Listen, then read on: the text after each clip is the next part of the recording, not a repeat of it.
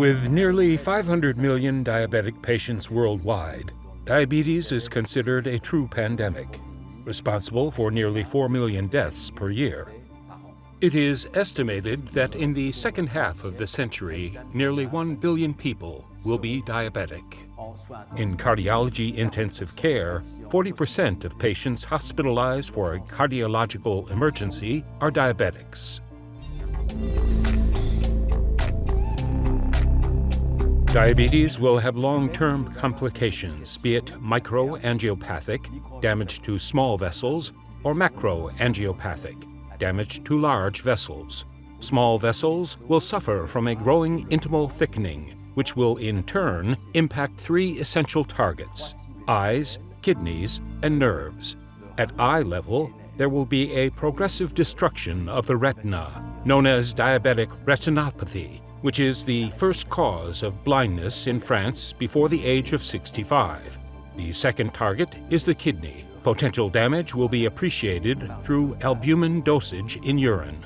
First, microalbuminuria, then macroalbuminuria, which in the long term will lead to renal insufficiency, leading to dialysis. The third target is nerves, essentially sensory neuropathy, i.e., the impairment of sensitivity in the lower limbs, extremities, in particular the foot sole. This may lead to perforating plantar disease, responsible for subcutaneous cell tissues infections or bones infection. The second complication is cardiovascular macroangiopathy, damage to large vessels. These large vessels may calcify, which is known as arteriosclerosis, or get clogged, known as atherothrombosis. First, coronary artery diseases. 60% of deaths among diabetics are linked to cardiovascular diseases and heart attacks.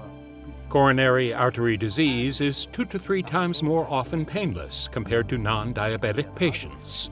One will need to look for typical signs, such as inappropriate short breath, fatigue, digestive disorders, or even microalbuminuria, which is often correlated with a significant coronary risk. The second macroangiopathic damages are to peripheral arteries, i.e., carotids or lower limbs arteries.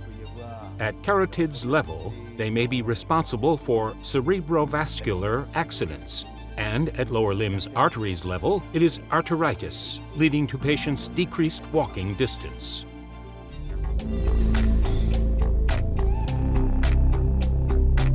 At pre-diabetic stage, the treatment will consist of, first, solving problems that are often linked to diabetes, i.e., risk factors associating arterial hypertension, hypercholesterolemia, smoking, overweight.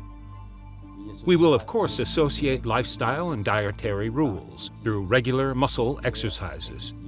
2 hours and 30 minutes of regular walking per week, for example, combined with muscle strengthening.